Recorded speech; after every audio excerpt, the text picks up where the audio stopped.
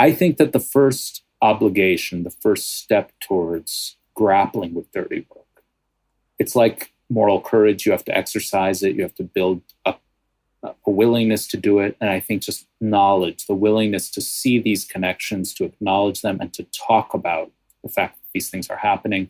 Because once we stop talking about them, we've accepted it. I'm Ran Dror, and this is Remake, a podcast about design, systems, and society. In each episode, I talk to someone who's trying to change our lives for the better in some meaningful way, whether through a new product, new venture, or a new way of looking at the world. And I try to understand how they came to it, what makes them tick, and what we can learn from them. Today I'm talking to Eyal Press. Eyal is a regular contributor to The New Yorker and The New York Times. His most recent book is Dirty Work: Essential Jobs and the Hidden Toll of Inequality in America, which won the 2022 Hillman Prize and was named a New York Times notable book. He's also the host of the podcast Primary Sources. We spoke in mid-June 2022, and I was excited to talk to Eyal after getting hold of his book, Dirty Work, which covers the ethically questionable, psychologically damaging work society delegates to marginalized, faraway, or hidden workers. An example of this would be killer drone operators who sit in a safe command center in the US while killing people remotely underground in the Middle East, and the complexities of the systems we create to keep those jobs hidden and far away and removed from the so-called good people. I found the conversation fascinating and challenging. We talked about him growing up as the son and grandson of Holocaust survivors and the perspective it gave him, the rarity of people who take moral stand in the face of bad consequences, what Everett Hughes had to say about the people who keep themselves clean and good while knowingly ignoring horrors done in their name, the character of dirty work and the systemic structures that make it persist. We then dive into particular examples such as prison systems in the US, drone warfare as an imagined way to clean up war, things that Americans consume that have dirty work behind them. We talk about moral injury and how unethical jobs can over time create real injury, psychological harm to the people performing them. The invisibility of dirty work. What can we do to clean up dirty work? And we dive into the Israeli occupation of Palestine and the extent to which Israeli society is delegating the dirty work of occupation to soldiers and military police, and the ways in which civil organizations like Breaking the Silence are trying to counteract that tendency. It's impossible to talk to Eyal and not think about the places where I might be exporting unpleasant or unethical work to invisible hands while still benefiting from their work. And it's been useful to think about what I can do in these situations. Eyal provided a valuable and challenging framework to think about the world we live in and what's truly necessary to make it better. Not only keep our own hands clean, but raising awareness and reforming systems that fund and perpetuate morally injurious work. Out of the sight of so-called good people, this conversation is one of a dozen or so weekly conversations we already have lined up for you with thinkers, authors, scientists, designers, makers, and entrepreneurs who are working to change our world for the better. So follow this podcast on your favorite podcast app or head over to remakepod.org to subscribe. And now let's jump right in with Eyal Press. All right. I'm sitting here with Eyal Press. Eyal, welcome to the podcast. Thank you so much. Great to be here. So I know you spend your time in New York, and usually these days we do kind of a world check-in. So it started as a COVID check-in, and now it's, the world keeps changing. So what is it like to be you in the world today? Well, New York is experiencing a glorious early summer. It sort of was cold all spring, but it's been 70 or 80 degrees, which without all the humidity that I think visitors know if they've come in the summer. The city has revived. Certainly, it's been a tough stretch of 2.5 years now. the pandemic was really brutal for a city that relies on collective public gatherings. This city has been through a lot. I've lived here when 9/11 happened, saw a lot of people leave saying, no one's going to want to live in New York in the future. Lived through the pandemic, the first year where I think a lot of people thought the same. And New York's always going to be New York. It's lively, it's bustling, and it's back on its feet. Yeah, I see a lot of photos on Facebook now for friends in New York who are going to shows and live concerts. And, it definitely seems like it's back. So we like to start these explorations getting to know the person before kind of looking at their work and their projects. And so the opening questions I always ask is, what's something you learned in childhood or early in life that's still alive in you today, that still drives or guides you today? It's hard to pinpoint one thing, but certainly I think that I am the grandson and the son of Holocaust survivors. My maternal grandparents were from Czernowitz, which was part of the Austro-Hungarian Empire, and of course collapsed as so much of Europe did during World War II. And the Jews from Czernowitz were taken to camps in Transnistria, which has been in the news lately. And my mother was actually born in that camp. She was, as far as we know, the first child born in that camp. She was blessed by a rabbi who said she would have a long life. And that rabbi has been proven correct. But these were not things that were ever talked about in the terms I'm talking about them now when I grew up and when I was a child. But I knew them in some sort of different way. There's a kind of process of osmosis, I think, that you sort of know, okay, there's a history here of very large events that happened. And I didn't realize that would shape the kind of writing I did or the kind of career I would have really until well into it. I think that's very common in families that have tragic and very big historical events in the background. You don't necessarily have to talk about them to absorb their meaning. That connects us quite nicely to the story of Everett Hughes. Tell me this story and how it connected with where you're coming from. Did it connect with you when you read it? Very much.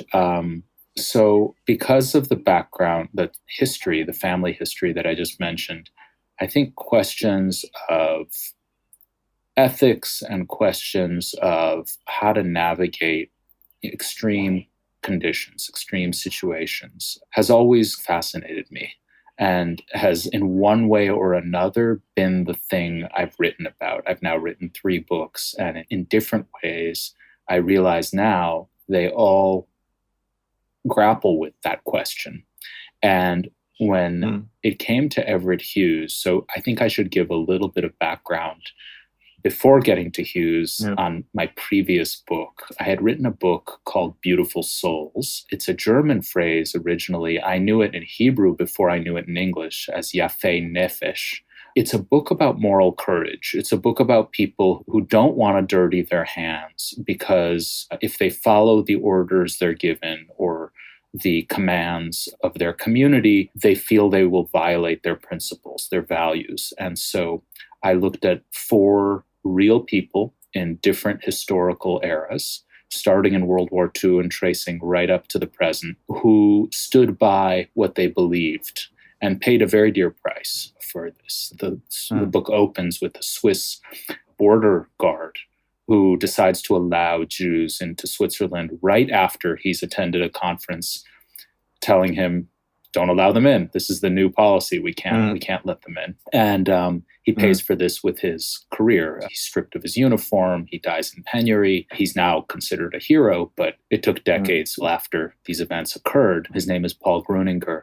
And so the kind of questions I grappled with in Beautiful Souls have really stayed with me. But in that book, I wrote about, in a sense, the purists, right? The people who were able to say, I won't do this. And one of the things that I learned in the course of writing that book and grappling with these stories is that these are the exceptions. Most of us, faced with really grave costs, a loss of career, a loss of prestige, a loss of communal support and acceptance from neighbors, we don't want to face those things. And it takes a lot to be willing to give those things up.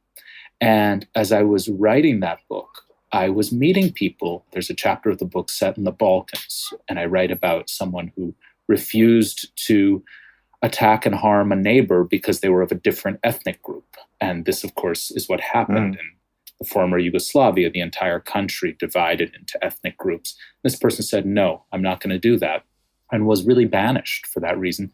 And when I was there, I met guys in their 40s who had been 18, 19, 20 years old when this all happened. And they had gone along with it because they were kids. They were young men, and they were told, you have to defend, if you're a Serb, your fellow Serbs. You have to defend, if you're a Croat, your fellow Croats, and the enemy is the other group. And they went along, and I could see how broken they were by this experience. And when I heard them, there was one night in particular, we were at a bar talking, just hearing their stories about the war. And I have to say, there was a part of me that was secretly judging them as I was hearing these stories. Like, my God, how could you have done this? These terrible deeds. But another part of me identified with them and felt, how different would I have acted in this situation? And it was that experience that led me to want to write about people who did dirty their hands, not because they were horrible people, not because they wanted to harm others or do evil, but because systems and structures of incentives were really powerfully aligned to make those bad choices very human, very predictable, very understandable, even as the consequences are extremely lamentable. And that interested me a lot. And it led me to the essay you mentioned by Everett Hughes as I was trying to understand this dynamic and how it works. Yeah, so Everett Hughes, he's in Germany, right? He's an American sociologist doing research work in Germany. So tell me what he found out. What was it that you connected with? Yeah, he goes there right after World War II to teach a semester abroad. And Everett Hughes was a sociologist at the University of Chicago. He had been to Germany before World War II. And the people he knew were architects and artists and very creative professionals and fellow professors, people of his social milieu, very liberal-minded, very tolerant. And he corresponded with them. I learned all of this by reading his diaries. He kept up a correspondence with them. And then the war happens, and he loses touch with a lot of them. And he goes back to Germany after World War II. And of course, he's curious. He wants to know what became of those people. Most of them had stayed in Germany during the war. And that made him doubly curious. How could these, as he thought of them, good people have stayed there and not, I tried to leave the country or protest or he wanted to know how they would describe and talk about the horrors that had transpired during the war, and particularly the Holocaust and the Nazi regime. Now, no one wanted to talk about it. That's one of the things he discovered, right? It was sort of this verboten topic. But one night, Hughes goes and has tea at the home of a German architect. This is in Frankfurt. There are a couple other educated types there, Germans. And they say to him, one of them says to him, the American soldiers who are here are very rude. I'm paraphrasing, but this is basically what he's told. And Hughes takes the opportunity to say, what do you make of the comportment of German soldiers during the war? He opens this topic of what the German soldiers did to Jews and others during the war. And the host, the architect, immediately says, which is the thing you would expect, is that he's ashamed of this. And that, of course, he has nothing to do with it. He didn't approve it. And it's a source of pain and shame and so forth. But then he goes on to say, the Jews, they really were a problem. They came here, they took all the good jobs, they gathered in these filthy ghettos, they were 10 to 1 in law and medicine and so forth. And Hughes just sort of observes this rhetoric, this kind of talk, and he records it in his diary. And then he proceeds to keep hearing this kind of on the one hand, on the other hand. On the one hand, it's terrible, we're ashamed of it. On the other hand, those Jews, they really were a problem. And out of this comes an essay that really informed my book. It's titled Good People and Dirty Work. And in this essay, Hughes describes that encounter with the architect. And what he says is that these two things, the good people that he knew, and folks like that architect, and the dirty work, by which he is referring to the mass atrocities perpetrated by the Nazis, that these two things are not separate, that there is some connection between. And the connection he posits is that the good people were tacitly condoning what the Nazis did, not explicitly approving of it, but tacitly condoning it, because they saw the Jews as a problem. They didn't see them as just fellow citizens who deserved the same rights as everyone else. And they were kind of bothered by these people. And so once a government came to power that took care of this problem, they were willing to turn a blind eye. They were willing to stop talking about it and to accept it, because at some level they didn't mind so much and they didn't want to ask the questions. It's a very provocative and disturbing essay. But the important thing and the interesting thing is, Hughes is a sociologist. He's not a historian of Germany. And he says this explicitly. He's interested in systems. He's interested in how societies organize the unethical things that go on.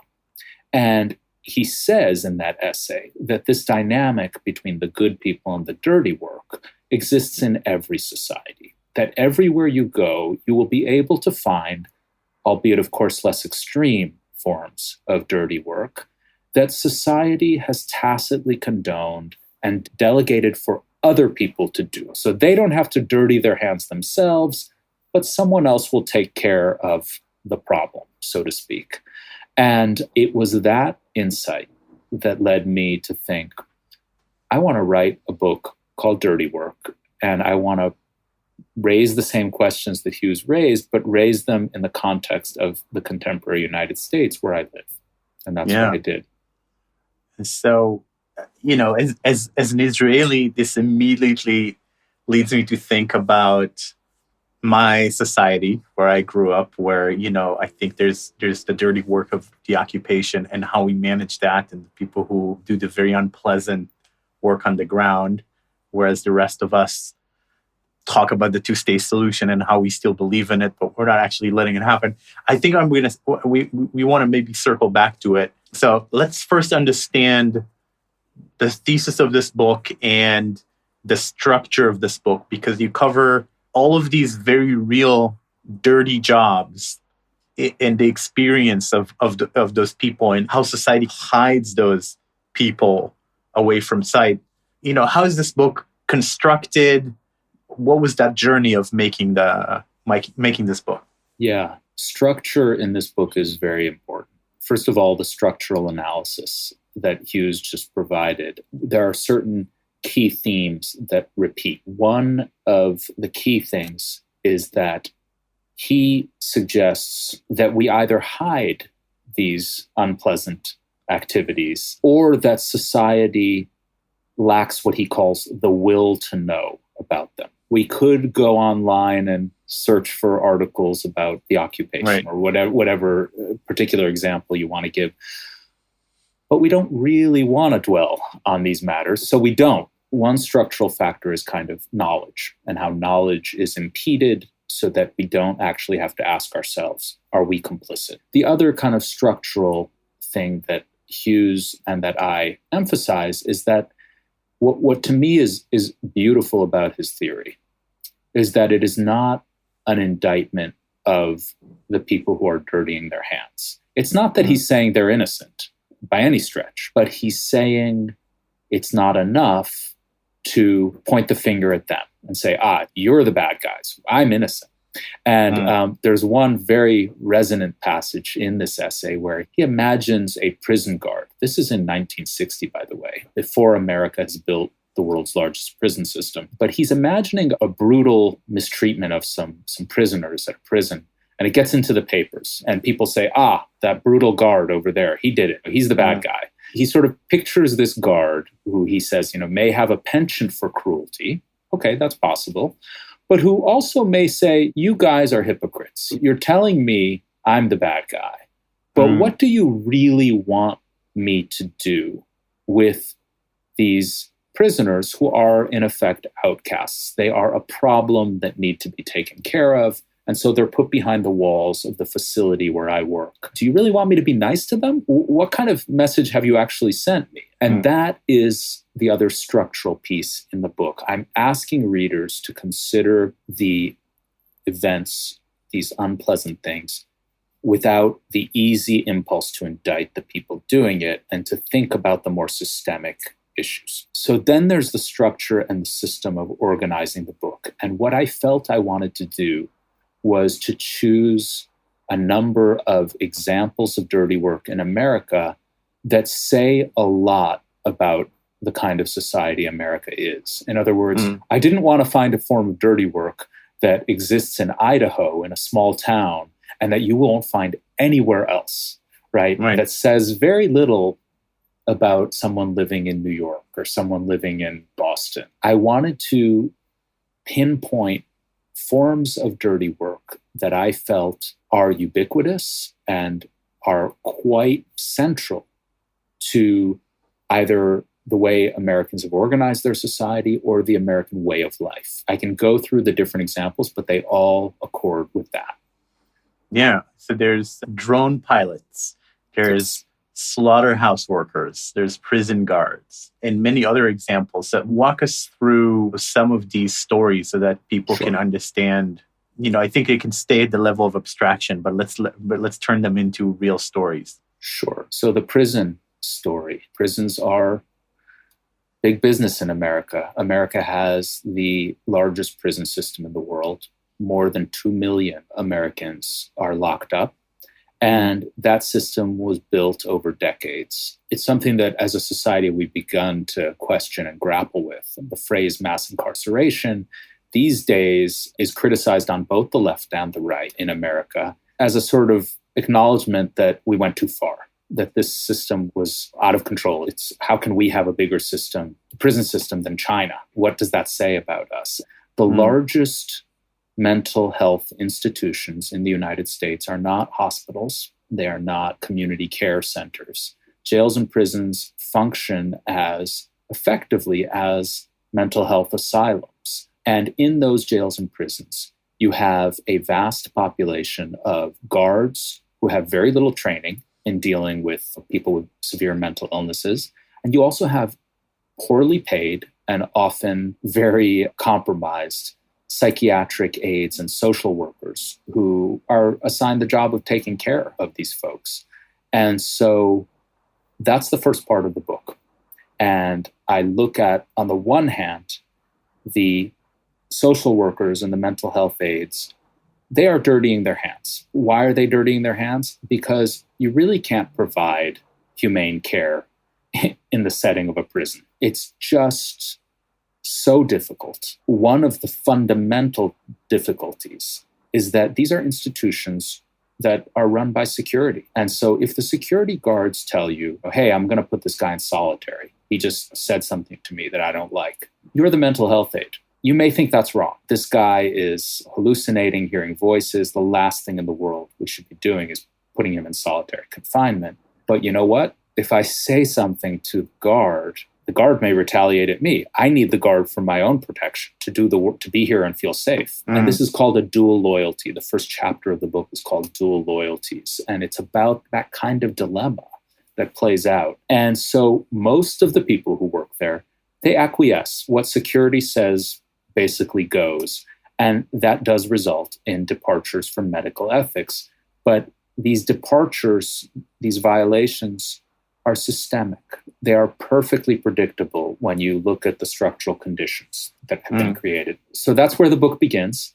And the second part of the book, as you mentioned, is about drones, is about imagery analysts and the pilots who carry out drone strikes in the United States. And this is about, again, another very central activity to the United States, namely how we fight our wars. And one of the things I trace in that chapter is that drone warfare had this very alluring aura to it. And the allure was This is immaculate war. These are pinpoint strikes. This takes the dirty out of war because we just select our targets and there's very little collateral damage, and the moral discomfort that we associate with war is largely removed. And what I show and find out is that although that may be true for the good people who stop paying attention to drone strikes, it's not true of the people who look at the screens and who choose the targets and who then have to go home having done this for 8-10 hours at a time because of various other things that arise, not least the fact that it's a very odd thing to be sitting at a computer making decisions that have life and death consequences and not being, in a sense, on the ground and having your own safety and security at risk. I mean, there are chaplains and psychologists on these drone bases that try to help manage the distress, frankly, that a lot of these folks feel as they're doing this. And one of them told me he was a Marine, he was in the Marines. And he said, when you're in the Marines and you're on the ground, you feel this camaraderie all around you. And part of that camaraderie is everybody's at risk. If we make a mistake, it could cost my fellow soldier's life. It could cost mine. But it's reciprocal, right, this risk. That's not the case when you're sitting at a computer thousands of miles away. And you see these details play out on screen. And you have to live with the decision. But it was not a risk for you. It was a risk for other people. And so that's one of the moral complexities that I think makes this form of warfare very troubling. So that's the second case. Now, both of those examples that I've given deal with public policy in some form. What kind of criminal justice system do Americans want? How do they want to fight their wars? These are things that laws and policies and decisions made by elected officials shape. The other examples in the book go in a different direction. And I talk about things that Americans consume that have dirty work behind them.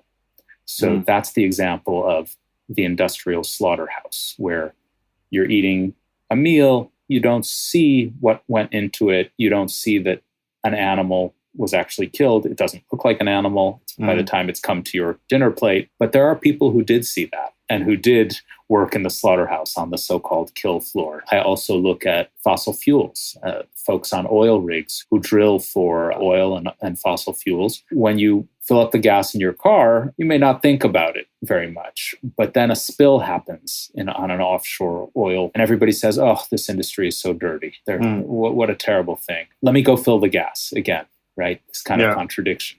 So that's the structure of the book, because I think that it might be possible for readers to read the prison section and the drone section of the book. In fact, readers have written to me and said this, and say, okay, that's dirty, that's troubling, but I don't approve of it. I mean, other people may, but I'm not the one who voted for the politicians who said, let's expand the drone program, or I believe there should be more rehabilitation and less punitive punishment. You can say that in the first parts of the book, but by the time you're in the slaughterhouse section, it's a different question. Do you go to McDonald's? Do you eat chicken wings? How much are your own consumption habits wrapped up in some of these activities? And I'm not even sure you can say that about the drone program, because the fact is, whoever you voted for, if it's one of the two large parties, then they both massively increase the use of drones and they both approve of it. And is it enough to also not be involved in doing it, or should you actually speak up when you hear about it, when you hear about the tragedy? So it's really interesting. So, in Buddhism, there's this term of right livelihood. Which is it's the Noble Eightfold Path. It's essentially the path to living a good life and to enlightenment. And one of them is right livelihood, which essentially means don't do anything immoral as part of your livelihood. Don't kill, don't harm anyone, don't steal, don't misuse intoxicants. There's all of these other things. And you offered this term moral injury to describe what these people are going through. Can you paint a picture for us? What does moral injury look like? What is someone who sits all day at a computer and kills people for a living? What does it look like? Yeah. So moral injury is a central concept in the book. And what I've tried to show in the book is that there are two sets of victims when dirty work unfolds.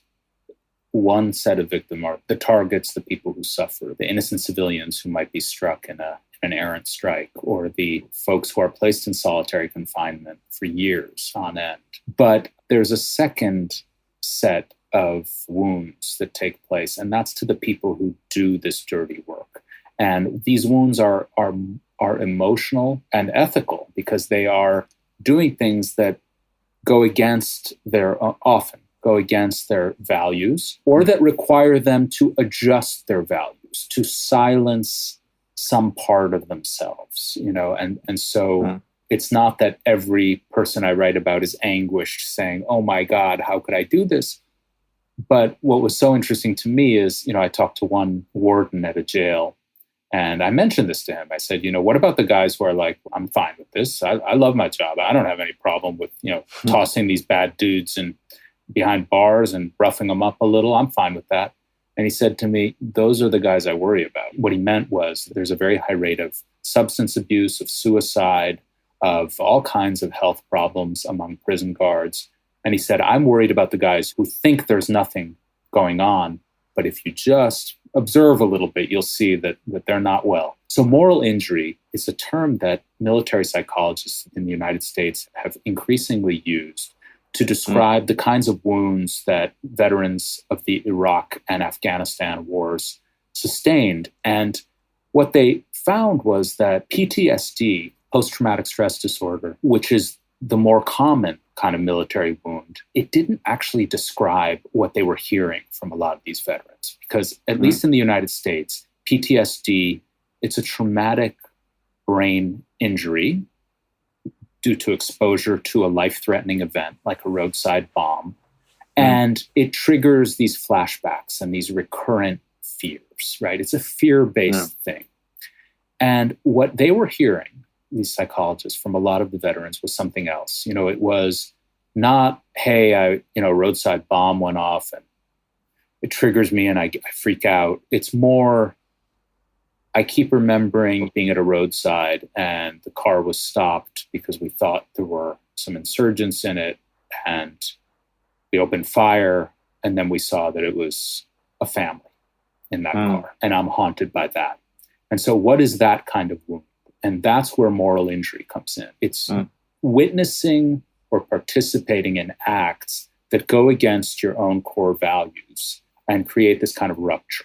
And what's really interesting about the term, really in the last year or two, I would say, and as I hope my book is a part of this, it's starting to migrate. So you're seeing conversations about moral injury that go beyond the military realm towards all kinds of activities and jobs that can cause this rupture, right? So we're hearing about moral injury among emergency medical providers. We're hearing about moral injury among some social workers and teachers. I actually think that to some extent, we all incur these injuries because that Buddhist principle is really hard to fulfill to its purest end.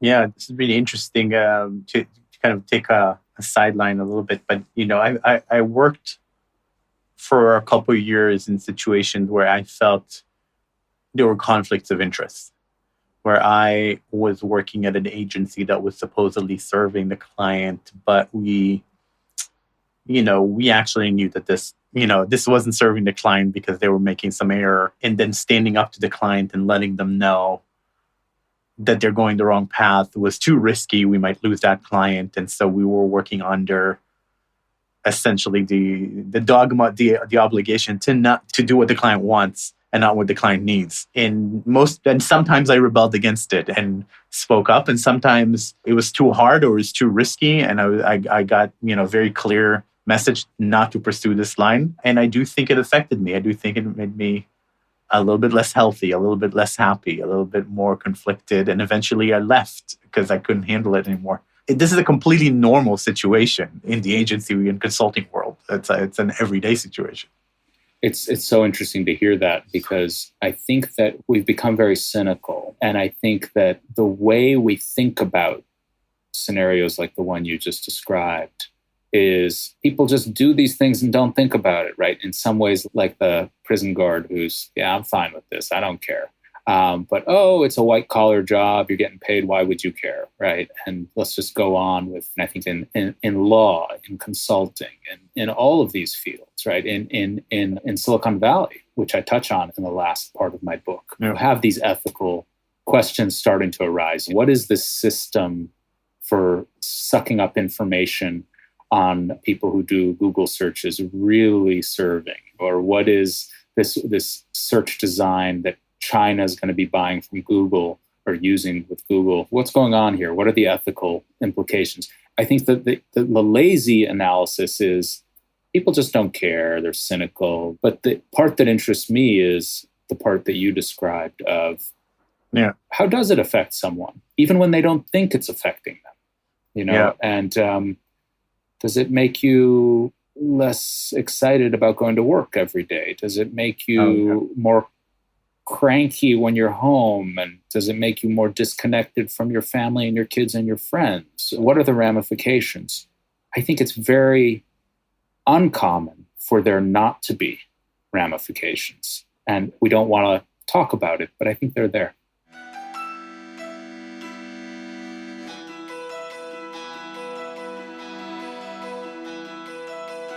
You're listening to Remake, a podcast about design, systems, and society.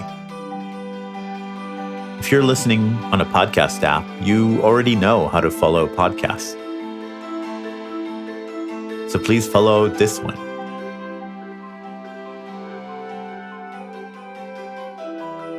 If you're listening in a browser, just go to remakepod.org to find links to all the major podcast players where you can follow our show.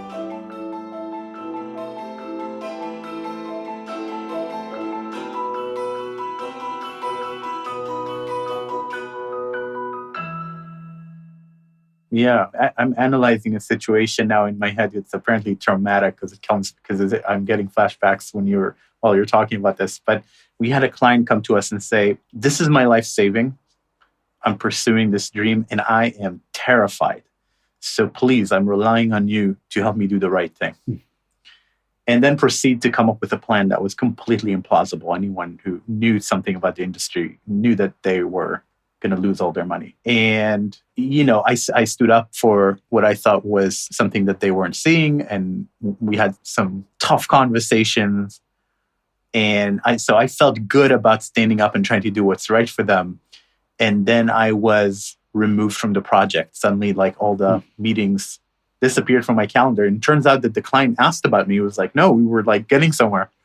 But the company decided that I was rocking the boat too much, and so I was going to be moved to a different project. That was shortly before I finished my time there. And I wouldn't say that was the trigger, but and in that moment, I felt like if I went along, after that speech of "this is my life savings, I'm terrified, please help me," if I went along with burning up this money on a project that I knew could go nowhere, I would have to destroy something precious about myself. And I couldn't do it, but the rest of the team was fine with it. Obviously, the rest of the people stayed with that project. And maybe we're able to turn it around later. I don't know how it ended. So I think it's an interesting thing. I want to bring us back to these dirty jobs and the hidden nature of them. So how we're hiding them behind. They're always hard to access and hard to see. Why do you think that is? And give us some color on that. Yeah. So part of it is geographic and physical. I imagine most of your audience has at some point traveled through the United States, maybe lives in the United States, maybe visits occasionally. How many have approached or noticed and seen a prison or an industrial slaughterhouses? Now, these are not small institutions, and there are thousands of them, but they're not easy to find. And that's by design. They are located in more remote areas. Prisons are often built and have been built and constructed in what one scholar calls rural ghettos, poorer areas of the United States that lost their factories and their mills. They needed something to keep the economy going. Oh, they built a prison. Industrial slaughterhouses, which used to be in major cities like Chicago these days, you have to go to very remote parts of the country, and then you have to find the back road, and then you have to go through a gate, and then you have to probably circle past a few other things. And eventually, in the distance you see there is the Smithfield or Sanderson Farms slaughterhouse that's churning out thousands and thousands of sides of pork or bacon or whatever it is per hour. And so hiding takes place that way. It's geographic design. And these are not, as I said, they're not only remote, they tend to be poorer. So you're not going to see these places next to Silicon Valley or Disneyland or Cambridge and Harvard. You have to go to the more down and out parts of the country. The second piece of the hiddenness is rules that prevent the public from knowing. So in the case of the drone program, I interviewed a number of people in that program, but we were not allowed to discuss operational details of anything.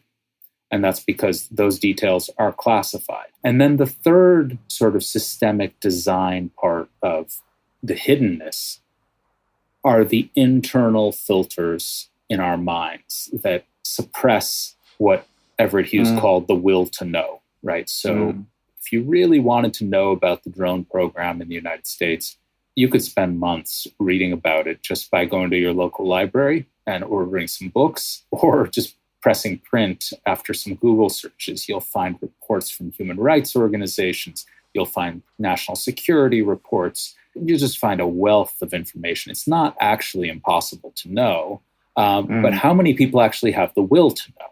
And that's the internal filter that is created in each person's mind to divert attention away from these things and focus on more pleasant things. In some of these dirty work, some of these jobs, so other things comes to mind, right? ICE, immigration police, the immigration detention centers, the police itself, often finding themselves in morally compromised situations, especially now with cameras exposing, everybody having a camera in their pocket and exposing what some of us knew, but the rest of us are now discovering that there's rotten policemen out there doing horrible things, and their colleagues must know about this, right? It seems that the people in those situations, there's a big role for desperation, fear, a feeling of a last resort. This is the only job I can find. Or is that what you find? How would you characterize the people who do these jobs? Yeah. So the dirty work that I looked at was largely, as you say, jobs of last resort. In other words, there are a lot of people in America who might want to be the chief of police in a town. There are not a lot of people who want to be an entry-level prison guard at the local prison. That's not a dream that people grow up with very often. Industrial slaughterhouses, working the kill floor. It's a job done largely by immigrants, many of them undocumented. It's not done by the sons and daughters of Ivy League graduates or senators. And so there is a kind of class structure that shapes how this work is delegated and organized in the United States. And that is a big part of my book. And I think that's very important because it's another part of what makes it easy to tolerate. If we think back to the good people that Everett Hughes knew, and we think about who those quote unquote good people are in the United States today, you think of professionals and tolerant-minded urban elites who don't go to those remote towns where the prisons and slaughterhouses are, and would look down on it if it's brought up in a dinner conversation, but they don't ever have to do it. It's just done for them by these other people. And I think that the class dimension, there's also a racial dimension to these divisions, plays a very big role in this kind of structure of dirty work. And you quote James Baldwin, "The powerless must do their own dirty work. The powerful have it done for them." Yes. Which is a perfect statement. So I want to talk about the good people, and I'm using air quotes for the people listening. So the good people, let's give them the benefit of the doubt for this scenario. And let's say that there are, in fact, good people inside the society who do want to put a stop to it or find a better relationship to it, a more ethical relationship to the dirty work that's being done in their societies. What can they do? At what point does the good people who keep themselves clean actually become ethical? Yeah, I mean, I think that a big part of it is exercising and building up that will to know and recognizing that these things are done to some extent with our tacit consent and possibly even to our benefit.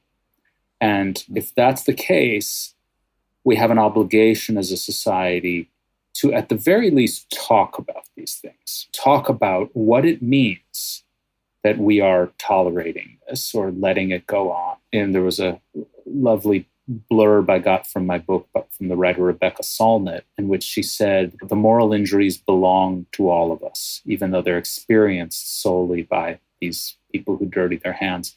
And I think that very powerfully captures what happens if, as a society, we collectively numb ourselves. In the case of, for example, the drone strikes in the United States, you were very right to point out earlier that this is not a policy of Republicans. This is not a policy of Democrats. This is a bipartisan policy. The program was expanded massively under Obama, and then it was expanded even more under Trump. But to me, what's most disturbing about the drone program is that nobody talks about it. I wrote the book starting right before the 2016 election and finished it just after the 2020 election. So there were 2 presidential elections that took place in the United States. And there must have been dozens and dozens of these televised debates during these 2 races. And I kept waiting for one question to be asked, just a question. Okay, you're president. What do you make of the drone program? Are you going to expand it or are you going to shrink it? Is it right that we're doing this? What are the consequences? Just one question about that. There were no questions, not one. And it wasn't the case, actually, with like Guantanamo, right? And the sort of black site prisons that arose after 9/11. Because there, I think people felt implicated in this. Like, ooh, this is dirty. There are photographs, there's torture, there's these interrogations going on, and it got massive amount of coverage, and there was a lot of discussion. But once it changed from, we no longer detain people, but we do occasionally zap them with drones, no more conversation. And that strikes me as a real ethical slippage as a society that we've made. And so I think that the first obligation, the first step towards grappling with dirty work, it's like moral courage. You have to exercise it. You have to build up a willingness to do it. And I think just knowledge, the willingness to see these connections, to acknowledge them, and to talk about the fact that these things are happening. Because once we stop talking about them, we've accepted it. Yeah. So you were born in Israel. And you grew up in the States, but I wonder if you can help me process what this means for Israel. So I've lived in Israel until I was 24. Then I moved to the States for about a decade, and then I came back. And only once I came back did I even see the situation. So I think for many years I was so in the bubble that, it was a conflict. It was essentially war. And it's only after I came back that I started reading and getting interested in understanding the structural aspects of occupation, what it means to occupy and what it means to have a generation of, every generation of young people sent to those places. And Israel is interesting because there are many voices that are calling for change. There's this organization, Shuvrim Shtika, which is Breaking the Silence, which is all about soldiers talking about their experience with the occupation, their traumas, their experience, what they've witnessed. And yet, in everyday society, if you read the news, if you talk to people, it doesn't exist. The occupation does not exist. And I mean, I work in design in the tech industry. I have a podcast about design issues. It's very comfortable to sit here and not really think about what's going on. Probably just an hour drive from here. So besides reading books about it, what's the right thing to do with a situation like that, which does not look like it's going to change anytime soon?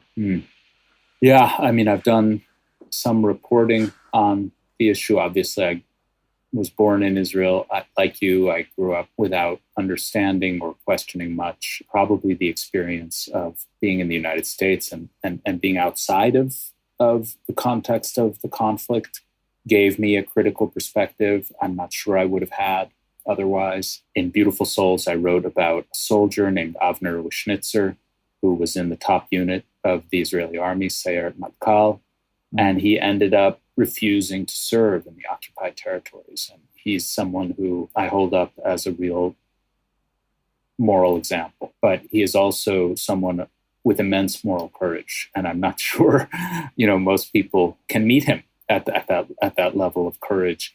But I guess what I would say is that I think that the invisibility and the acceptance through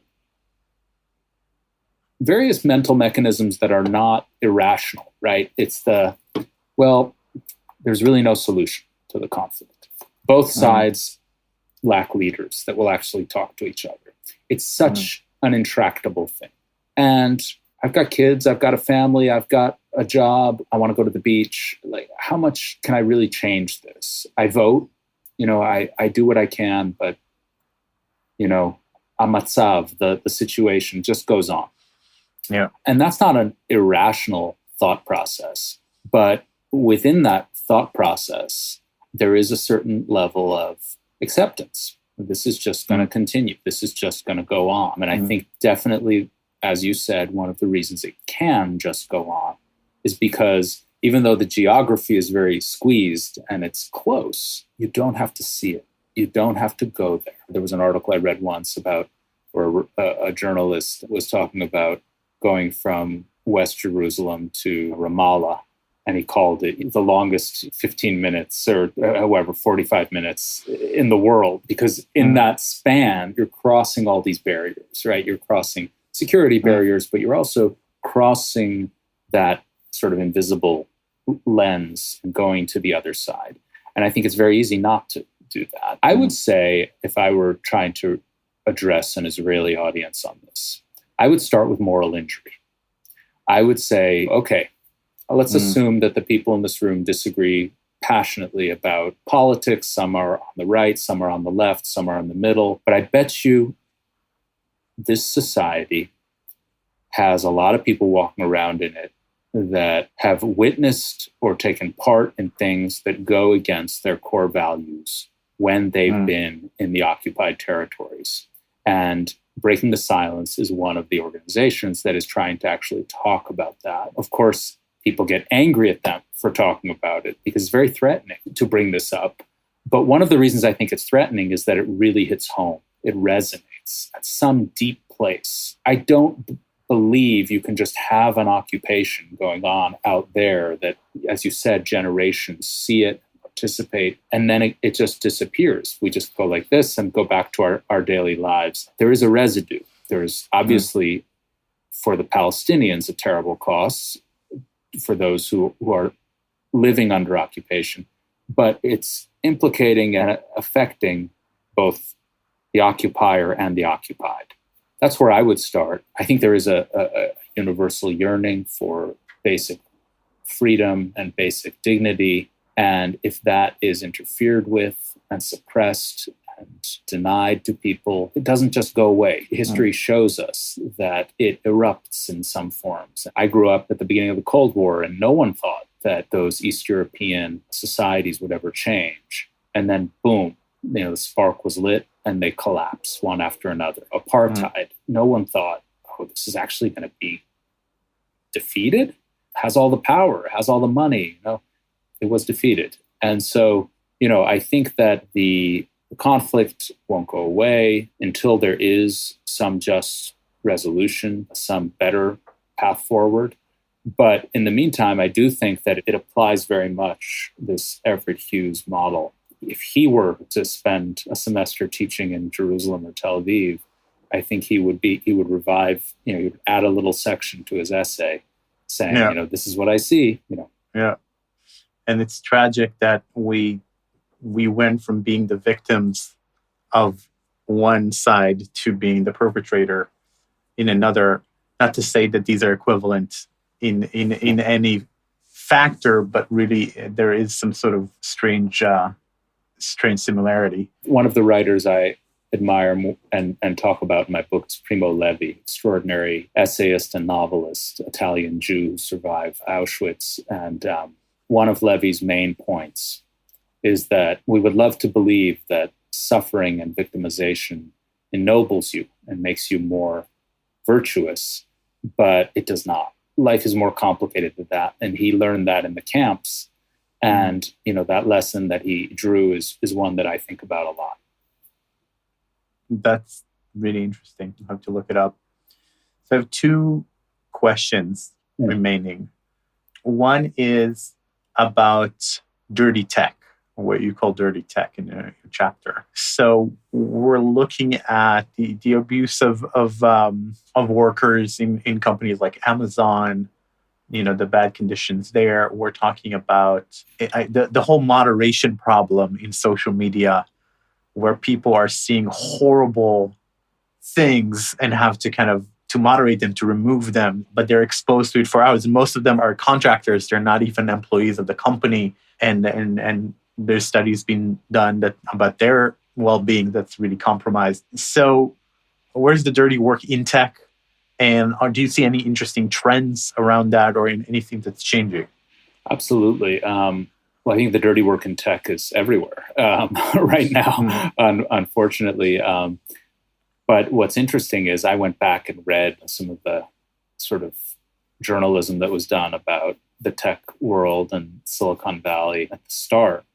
And it was the counterpoint to dirty, right? There's the dirty fossil fuel industry, but there's the clean tech world. There's this just very appealing, these sleek computers and cellular phones, and that are so miraculous. And the only mission here is to broaden access to information. What's wrong with that? It's all good. Enable you to watch great movies and purchase things. And there is a lot that's convenient and good that came of that. But I think we now see the dark side. We see the way that these social media platforms can circulate propaganda and spread it. How, the search engines are designed to suck up information about you as you're using them, so that suddenly on your phone, you're getting all these advertisements for things that, is the phone reading my mind? No, but it's definitely full of tracking devices that are gathering information on you. And to go to the oil thing,